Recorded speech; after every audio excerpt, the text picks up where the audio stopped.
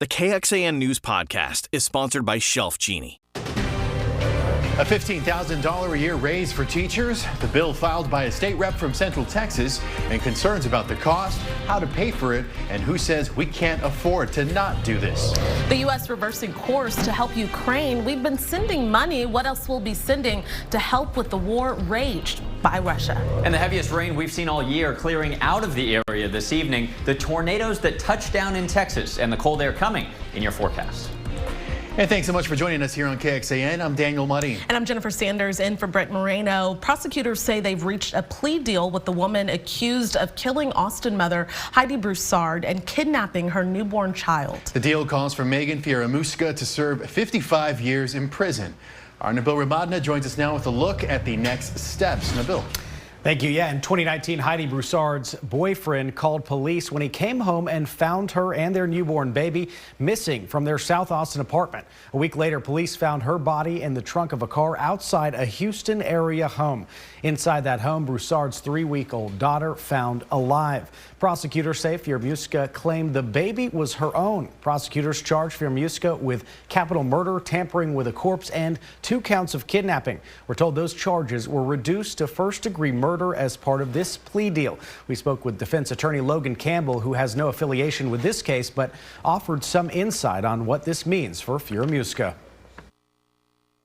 The original charge being capital murder, if she was to go to trial and found guilty, she'd be facing a minimum sentence of life in prison without the possibility of parole.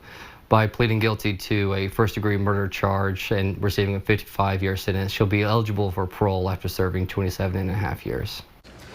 Campbell says after she serves that 27.5 years, the parole board will determine if she will be let out. If she is let out, though, and commits any crimes, it could be revoked and she could end up back in prison. The plea will go before a judge on Tuesday. And new at 6, we'll hear from Heidi Broussard's mother, her thoughts on the possible sentencing and more. Back to you. All right, Nabil, thank you very much. And now to a $15,000 a year pay raise for teachers. That's what an Austin state representative is proposing this session, hoping all lawmakers can see eye to eye to help retain our educators. KXAN's Jayla Washington explores what would be the biggest pay raise in the state's history as teachers struggle to make ends meet. Some teachers took the day off to be here, giving a pay raise, a front row seat to a major legislation announcement. Introducing legislation that'll give an across-the-board $15,000 pay raise for every teacher in Texas. Austin Rep. James Tallarico, a former teacher himself, proposing the biggest pay raise for teachers in the state's history. I love what I do. I've had tough conversations with my husband about, do you want to leave? Do you want to do something else? And it is tough. Texas is facing a teacher shortage like never before. Pay is a big factor. Many teachers are still forced to get a second job in order to support themselves and their families due to our low salary. Tallarico wants the state to use its record surplus of over $30 billion for the pay bump. But we have no excuse. Hoarding this surplus while educators and children are suffering is immoral.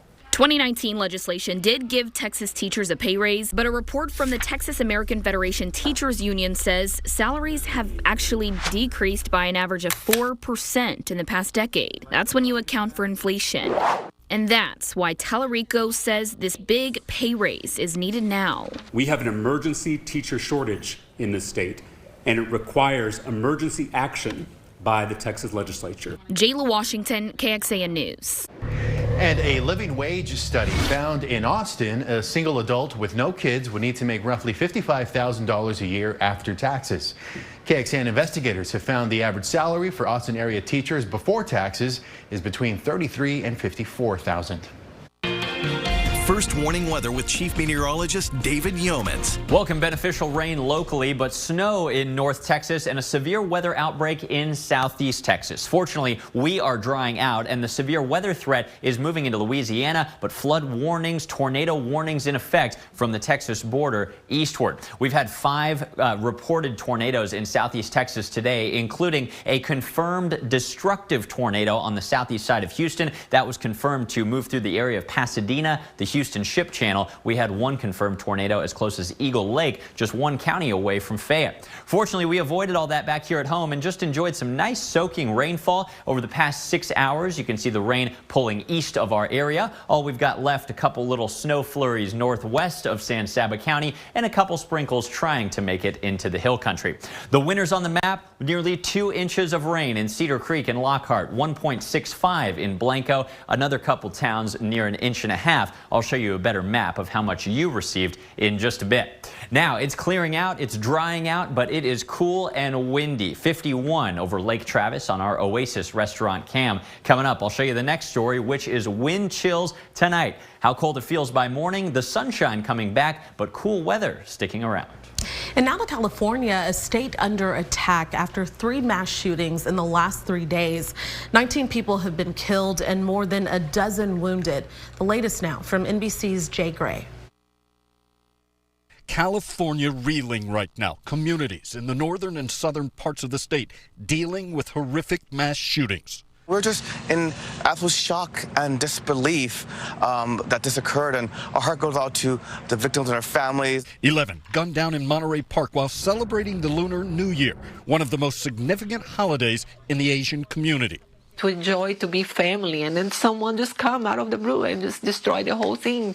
In Half Moon Bay, just outside of San Francisco, 7 workers murdered on the job at 2 mushroom farms. What a tragedy to see these innocent people lose their lives. And right now we just don't have the answers yet.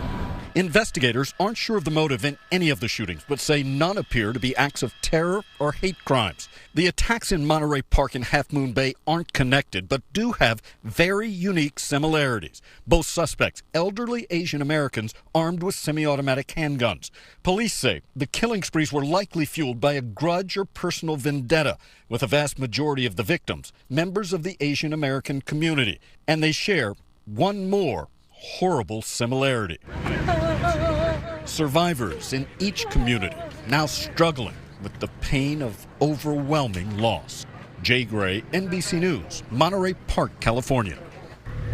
Police in Yakima, Washington have released 2 photos of a man identified as a suspect in a mass shooting early this morning. They say 21-year-old Jared Haddock walked into a convenience store and then opened fire, killing 3 people. The police chief there says security camera footage and witness reports suggest this was a random shooting.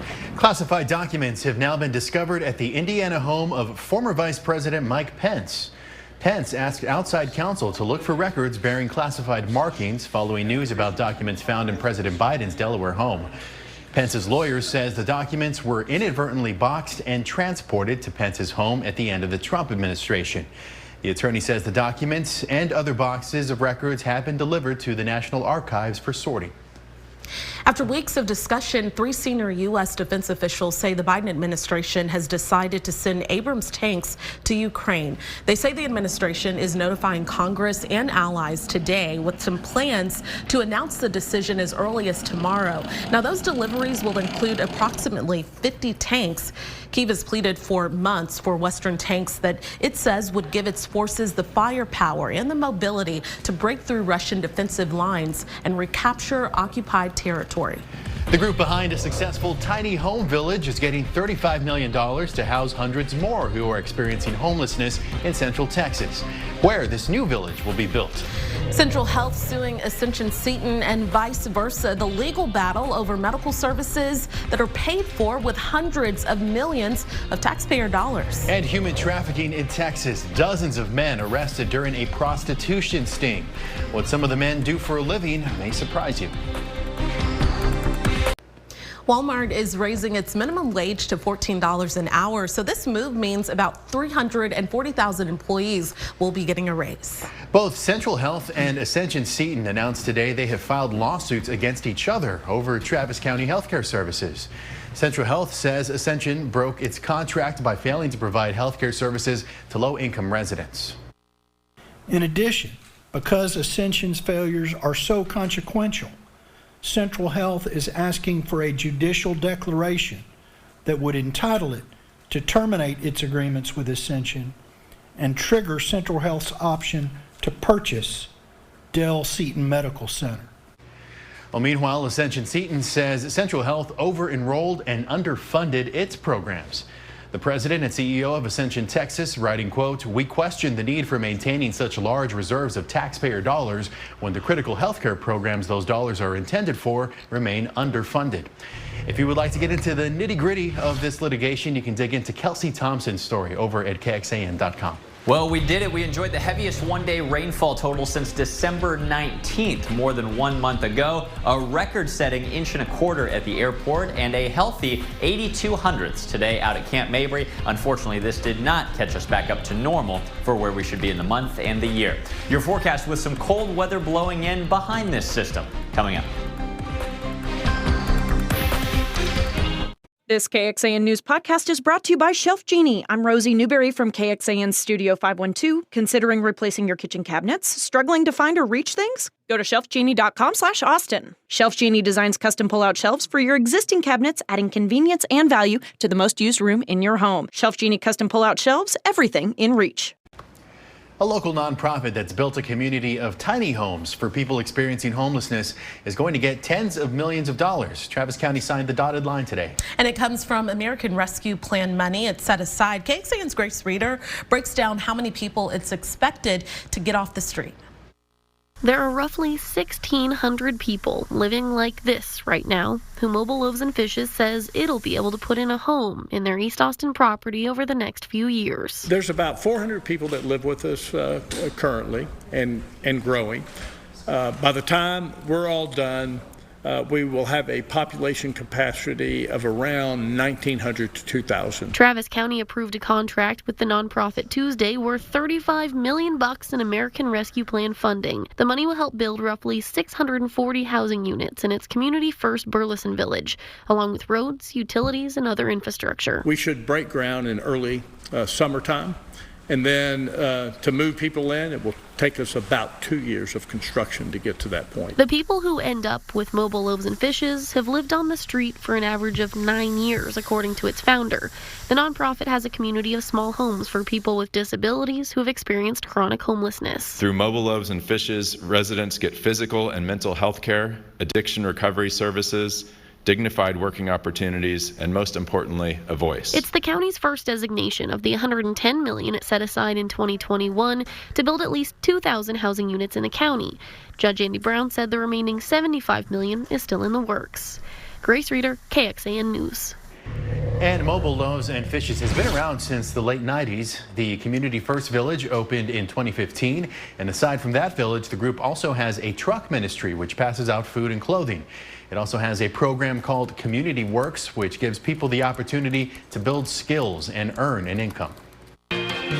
First warning weather with Chief Meteorologist David Yeomans. Well, 5:16 now, and rain has pretty much exited the area for good, but we are not completely done with a couple little sprinkles. Notice them on radar from about Leander, Cedar Park to Lago Vista, Jonestown, out toward northern Blanco County. This is moving toward the Austin area, so don't be surprised if you do see a few little drops on the windshield or drops on your driveway over the next hour. That's about all we've got left, though. But look at this. Every single inch of the viewing area did get some measurable rain. Thank goodness that 100% chance played out for us. It was lighter in Mason and Llano counties like we feared, 1/4 of an inch, 1/2 inch. But look at this, near Burnett, 3/4 of an inch, over an inch just east of Marble Falls, and over 1.5 inches in the city of Blanco. 24-hour rain a little lighter on the west side of Austin and western Hayes County, but nearly an inch between Kyle and San Marcos, and a daily record rainfall for today's date at the airport, 1.23 inches. As our models predicted last night, heavier amounts were pretty common out to the east, 1 to 2 inch totals, inch on the dot there in LaGrange. Lake levels surprisingly did get impacted. Lake Travis up an inch, unfortunately. We're still 28 feet below its monthly average. Lake Buchanan steady and unimpacted, 8 feet low for the month. The pollen levels are always impacted by rain as well. Cedar unsurprisingly down, but mold is surprisingly down into the medium category. The mold has actually dropped since this morning, not because the rain moving out, but more likely because of the cold temperatures associated with this system. Look at this classic storm system cranking up across the state. Snow still flying in West Texas and the Panhandle, up into parts of Oklahoma as the severe weather threat shifts into Louisiana. We are still right underneath this cold core low pressure system, so we've got some of these cool looking, fast moving low level clouds. Still some sun breaking out across the Austonian weather cam. Can't rule out a couple sprinkles through the next few hours. Couple snow flurries might tease the northern hill country, but no impacts whatsoever. Once we get past about 8 p.m. though, notice no more little dots on the radar, just a mainly clear and cold night. Speaking of which, our attention is turning from rain to cold, windy weather that'll follow. The winds are pretty calm in Austin, but they're starting to crank up 20, 30 plus miles an hour in Mason and Gillespie counties. Those winds will be overspreading more of the area tonight. Combine that with temperatures, which are in the upper 40s to lower 50s, and we're about to have to deal with a wind chill overnight. The wind chill, nothing to contend with yet, but by bedtime tonight, mid-30s, what it feels like in Austin, below freezing out on Main Street in Fredericksburg, and area-wide sub-freezing wind chills by sunrise tomorrow. Got to bundle up yourself and the kids for your Wednesday morning plans. Tonight, air temperatures well above freezing in Austin, 37 degrees with cold wind chills. That northwest wind, 15 to 25 tonight, doesn't relax that much on a cool, breezy day tomorrow. Even as the sun shines all day, the northwesterly flow behind this system keeps us in the upper 50s, another cooler than normal day. Those have been hard to come by this month. Actually, we've got several more cooler than normal days all the way through the week, even with dry sunshine and some cold nights. Not so much tonight, but for the 2 nights thereafter, rural areas need to prepare for a light freeze. After that, temperatures moderate a little this weekend as a little more moisture returns. Slight chances of rain will be carrying us through the weekend and into early next week.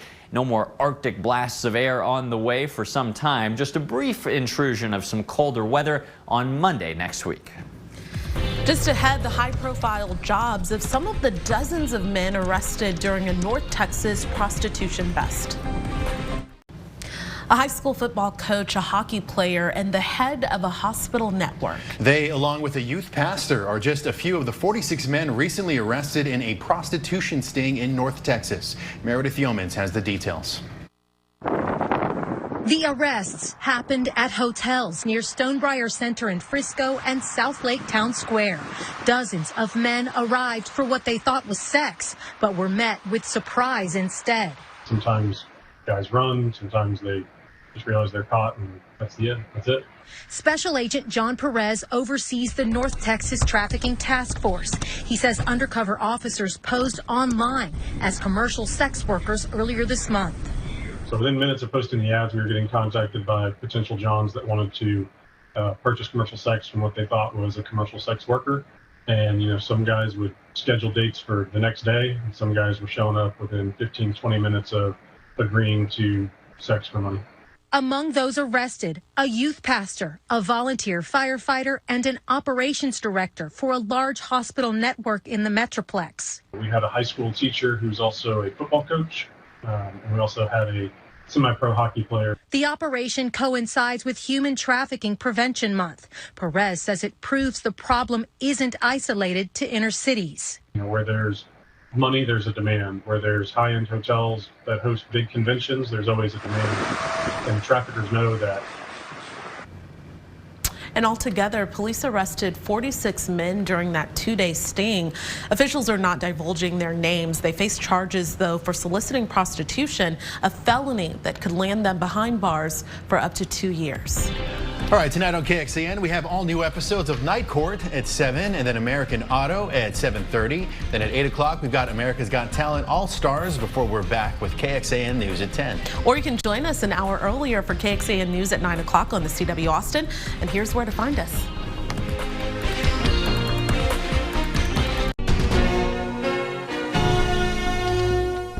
Thanks for listening to KXAN News Nightly. You can also listen to KXAN News Today every morning for more in-depth coverage of what matters most to you.